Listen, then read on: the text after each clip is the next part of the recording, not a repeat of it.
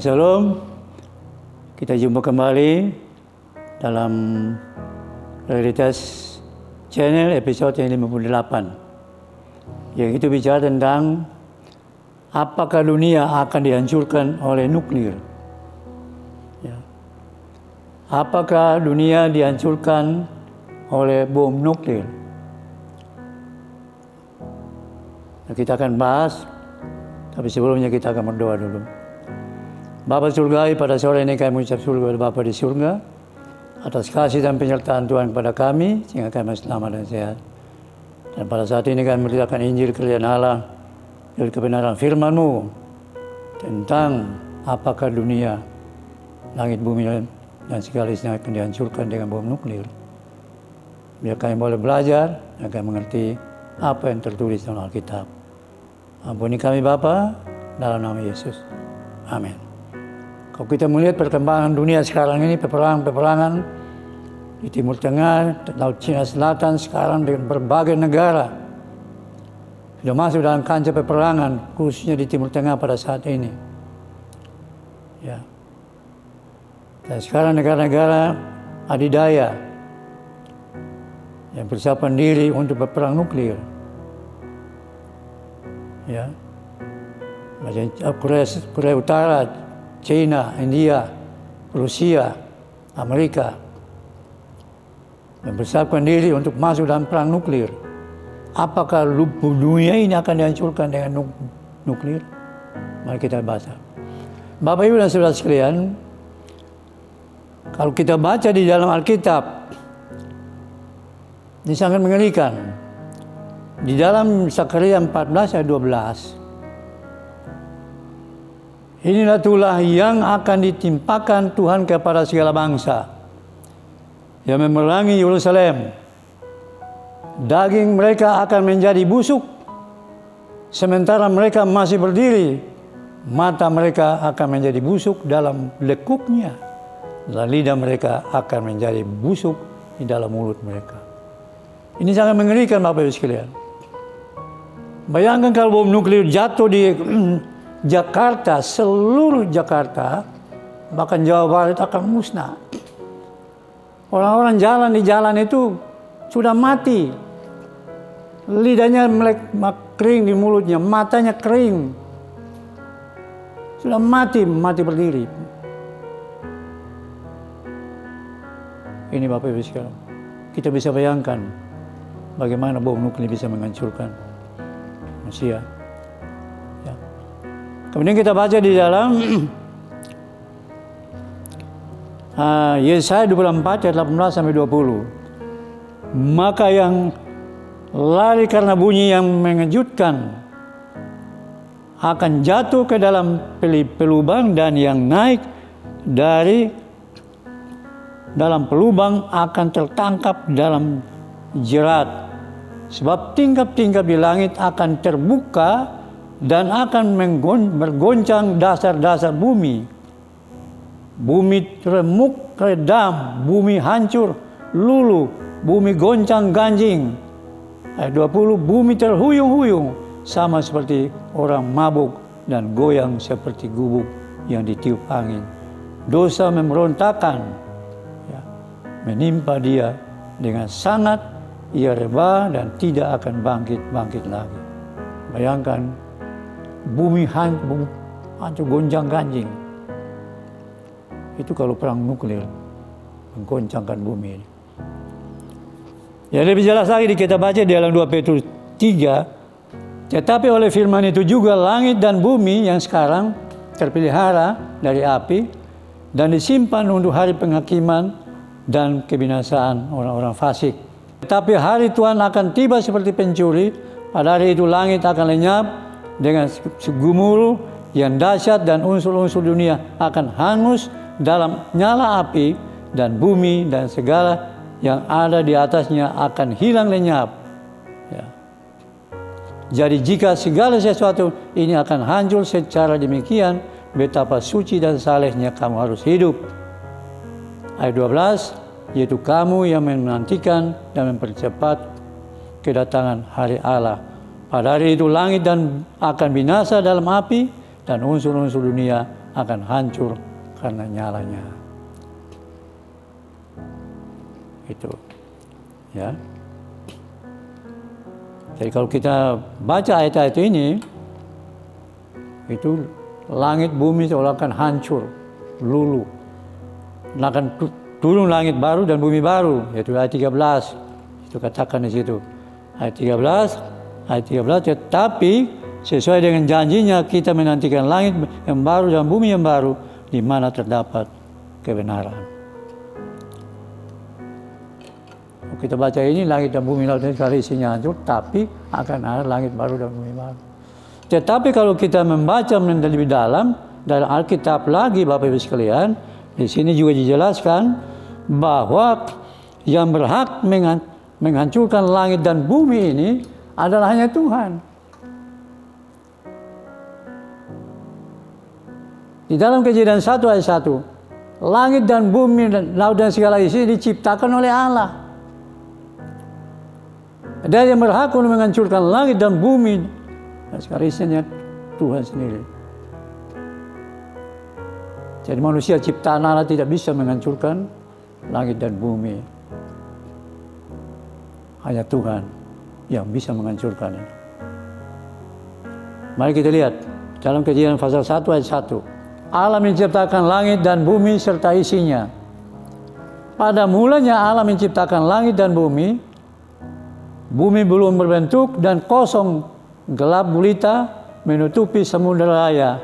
Dan roh Allah melayang-layang di atas permukaan air. Ya. Berfirman Allah, jadilah terang. Lalu jadilah itu pun jadi. Jadi Allah yang menciptakan langit dan bumi dan segala isinya. Jadi berhak untuk menghancurkan langit dan bumi adalah Allah sendiri. Itu Tuhan. Berikutnya, di dalam 2 Petrus 3 ayat 5 dan 7 tadi, mereka sengaja tidak mau tahu bahwa oleh firman Allah langit telah ada sejak dahulu dan juga bumi yang berasal dari air dan oleh air. Dan bahwa oleh air itu bumi yang dahulu telah binasa dimusnahkan oleh air. Tetapi oleh firman itu juga langit dan bumi yang sekarang terpelihara dari api dan disimpan untuk hari penghakiman dan kebinasaan orang-orang fasik. Ya. Tadi kalau menurut ayat ini, jadi yang dimusnahkan itu orang-orang fasik, orang-orang berdosa. Ya. Jadi langit dan bumi ini tetap ada, cuma yang dimusnahkan adalah isinya. Isinya adalah manusia-manusia durhaka, orang fasik, orang berdosa. Itu yang dimusnahkan. Nah, mari kita lihat di dalam Wahyu 8 ayat 6 sampai 12. Keempat sangkakala yang pertama. Dan ketujuh malaikat yang memegang ketujuh sangkakala itu bersiap-siap untuk meniup sangkakala. Lalu malaikat yang pertama meniup sangkakalanya dan terjadilah hujan es dan api bercampur darah dan semuanya itu dilemparkan ke bumi. Maka terbakarlah sepertiga dari bumi dan sepertiga dari pohon-pohon dan hanguslah seluruh rumput-rumput yang hijau. Lalu malaikat yang kedua meniup sangkakalanya, ada sesuatu seperti gunung besar yang menyala-nyala oleh api dilemparkan ke dalam laut dan sepertiga dari laut itu menjadi darah. Dan matilah sepertiga dari segala makhluk yang bernyawa di dalam laut dan binasalah sepertiga dari semua kapal. Lalu malaikat yang ketiga meniup sangkakalanya dan jatuhlah dari langit sebuah bintang besar menyala-nyala seperti obor dan yang menimpa sepertiga dari sungai-sungai dan mata-mata air. Nama binatang itulah Absintus dan sepertiga dari semua air menjadi absintus dan banyak orang mati karena air itu sebab sudah menjadi pahit. Ya.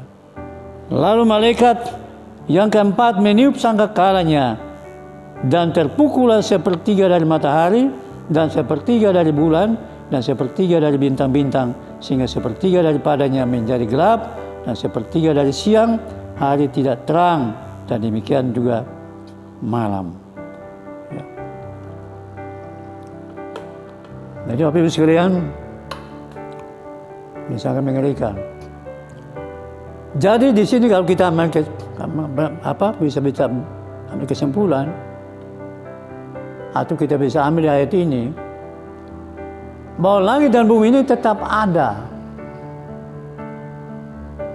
Tetapi dari 4 cawan ini dan 4 sangkakala ini, yang 1 sampai 4, itu akan menimpa sepertiga dari bumi, isi bumi ini. Itu menimpa orang-orang fasik yang berada di sepertiga dari, kalau kita baca dari tadi itu akan turun hujan es dan api bercampur darah, dan semua itu dilemparkan ke bumi, maka terbakarlah sepertiga dari bumi dan sepertiga dari pohon-pohon, dan hanguslah seluruh rumput-rumput. Sepertiga dari bumi. Itu adalah di mana orang-orang fasik tinggal.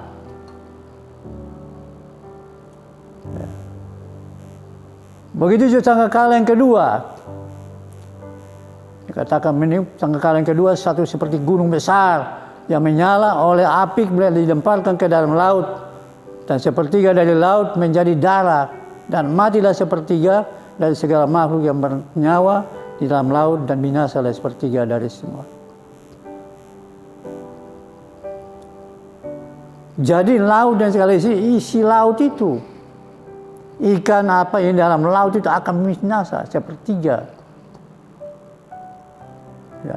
Dan kapal-kapal yang berlayar di laut itu juga sepertiganya Musa, bagian sepertiga dari bumi ini. Dan itulah memusnahkan orang-orang berdosa, orang-orang fasik. Ya. Kemudian malaikat Nabi itu dapat sintu, jadi air itu jadi pahit, orang nggak bisa minum, maka matilah sepertiga. Malaikat keempat sangkakalanya dan sepertiga dari matahari, sepertiga dari bulan, sepertiga dari bintang-bintang tidak bisa bersinar.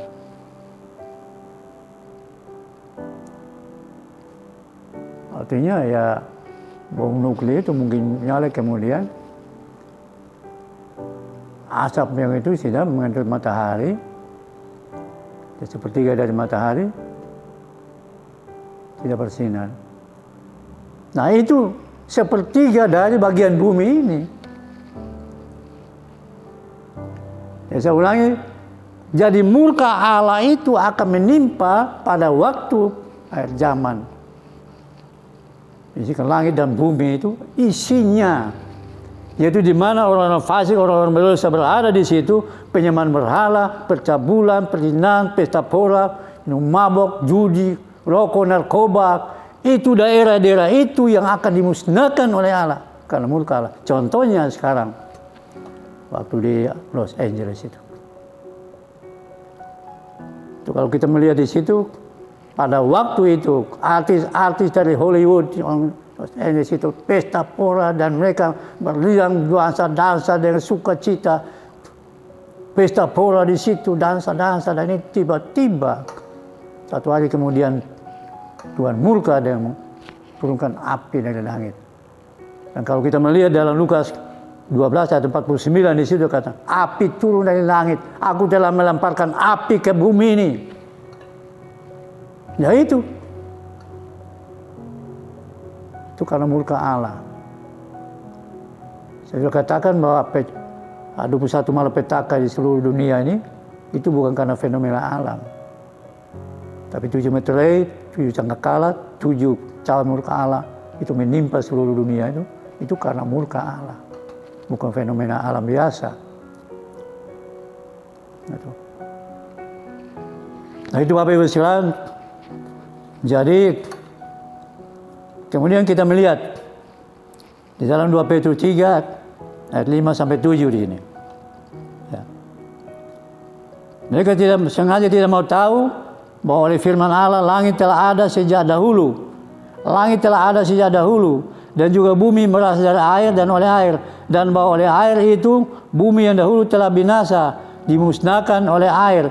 Jadi bumi yang dimusnahkan oleh air, tapi bumi tetap ada. Tetapi oleh firman itu langit dan bumi yang sekarang terpelihara dari api dan disimpan untuk hari penghakiman dari kebinasaan orang-orang fasik, kebinasaan orang-orang fasik di bumi ini. Jadi bukan buminya, langit itu dihancurkan, dibinasakan, tapi isi langit dan bumi itu. Itu pun sepertiga dari bagian bumi ini yang mana terdapat dosa di situ, berkecamuknya dosa penyembah berhala, berzina, pesta pora, mabuk, judi, rokok, narkoba. Contohnya di Indonesia juga. Kenapa gempa bumi, tsunami menghantam beberapa daerah di Indonesia? Contohnya Jogja. Kenapa Jogja dihantam oleh puting beliung banjir? Karena Jogja itu termasuk penyembahan berhala di sana. Gunung apa tuh?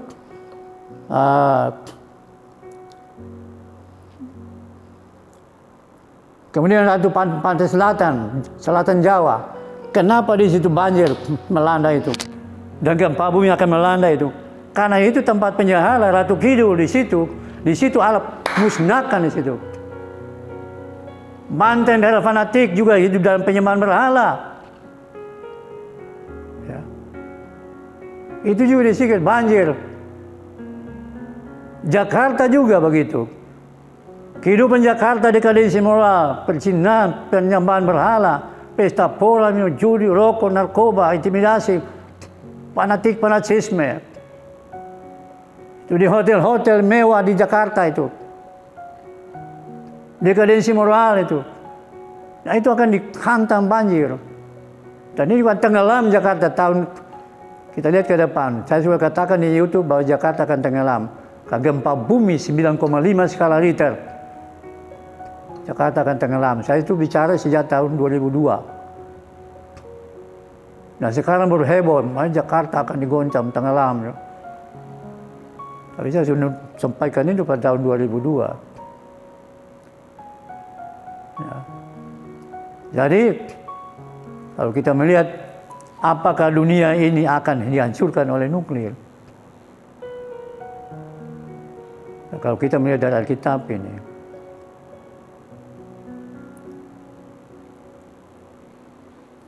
kalau di dalam Zakaria 14 ayat 12, manusia lagi jalan-jalan mati di jalan.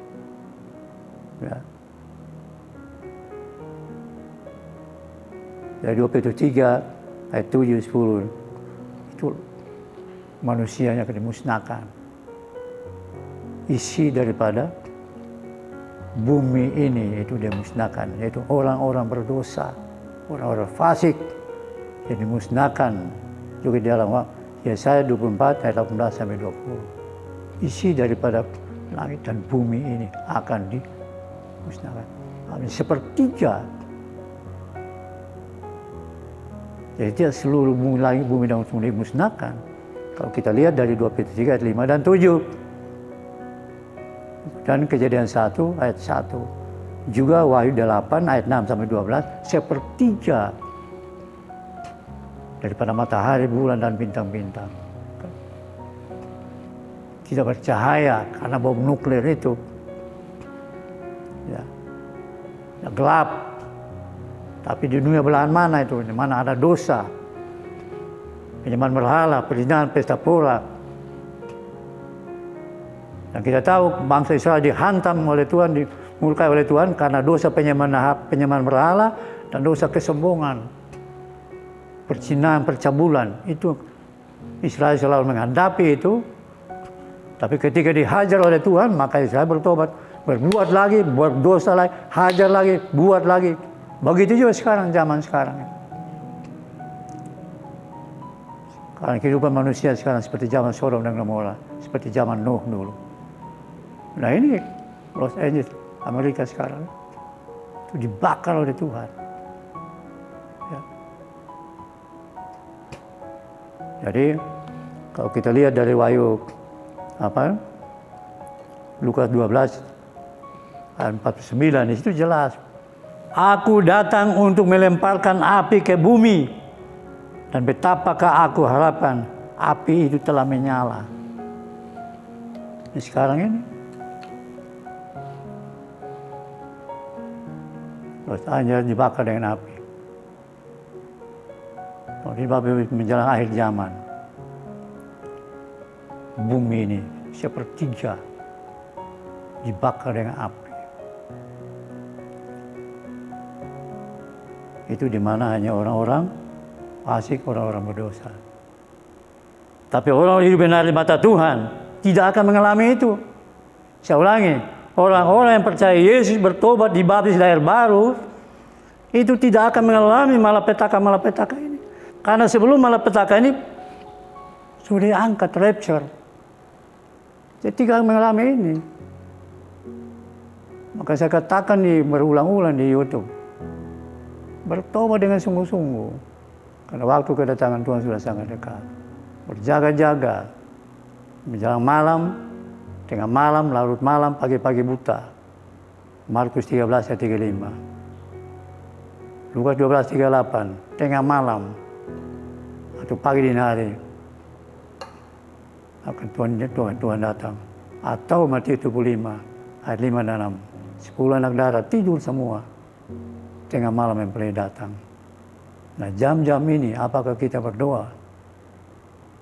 Maka saya selalu himbau kepada jemaat, tingkatkan doa-doa kita, berjaga-jaga. Menjelang kedatangan Tuhan sudah sangat dekat, sudah mempintu. Tapi saya katakan, kita juga harus berjaga-jaga. Karena kapan kita dipanggil? Jadi Bapak Ibu sekalian, episode ini episode ke-8. Apakah dunia akan dihancurkan oleh nuklir?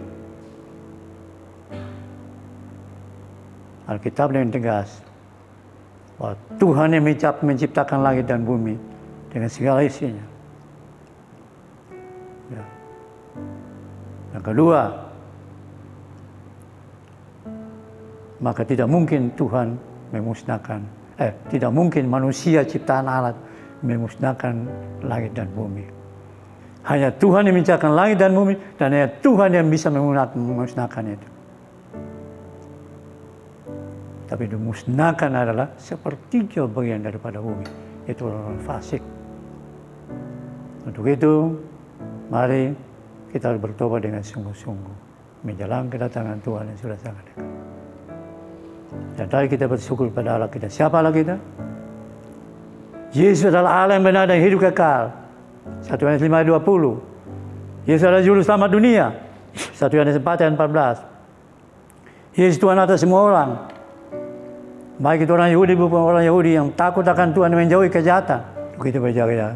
Tapi kita berjaga-jaga kapan kita dipanggil Tuhan. Tuhan Yesus memberkati. Amin.